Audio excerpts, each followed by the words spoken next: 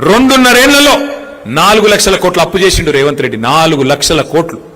కేసీఆర్ 10 ఏళ్లలో 2,80,000 కోట్లు అప్పు చేస్తే ఈయన 2.5 ఏళ్లలో 4 లక్షల కోట్లు అప్పు చేసిండు. మనం 10 ఏళ్లలో చేసిన దానికంటే 1.5 రెట్లు ఎక్కువ చేసిండు. మరి ఏమైంది 4 లక్షల కోట్ల అప్పు? ఎవరి జేబులకు పోయింది? రైతు బంధు పెంచినవా? పెన్షన్ పెంచినవా? ఆడపిల్లలకు 2,500 ఇస్తాను ఇచ్చినవా? ఏం పని చేసినావు? మరి నిరుద్యోగులకు నిరుద్యోగ భృతి 4,000 ఇస్తాను ఇచ్చినవా? ఎవరికిచ్చినావు?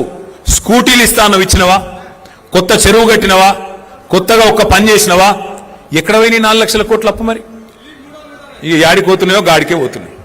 అందుకే నేను అనేది, ఇవాళ ధాన్యం కొనవు, యూరియా ఇయ్యవు, రైతు బంధు ఇయ్యవు, ఉద్యోగాలు ఇయ్యవు, పెన్షన్లు పెంచవు, 6 గ్యారంటీలు అమలు చేయవు, 13 డిక్లరేషన్లు పక్కకు పెట్టినావు.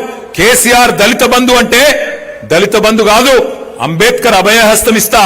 కేసీఆర్ 10 లక్షలు ఇస్తే నేను 12 లక్షలు ఇస్తా అంటివి. ఒక్క మనిషికి 12 పైసలు ఇచ్చినవా ఈ రాష్ట్రంలో? దళిత బంధును పొందబెట్టినావు, అంబేద్కర్ అభయహస్తం అన్నావు, ఇచ్చినవా?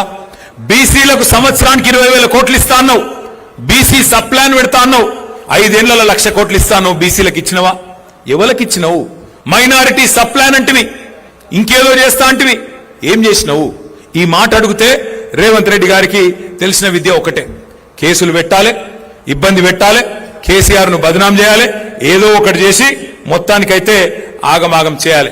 కానీ నేననేది ఒకటే, వర్ధన్నపేట అయినా తెలంగాణలోని ఏ పేట అయినా ఇవాళ ప్రజలు ఒకటే టైం కోసం ఎదురు చూస్తా ఉన్నారు. ఎప్పుడు కుర్చీ మడత పెట్టి రేవంత్ రెడ్డిని, కాంగ్రెస్ పార్టీని ఎప్పుడు తరిమి తరిమి తరిమి తరిమి కొట్టాలని చెప్పి ఎదురు చూస్తా ఉన్నారు.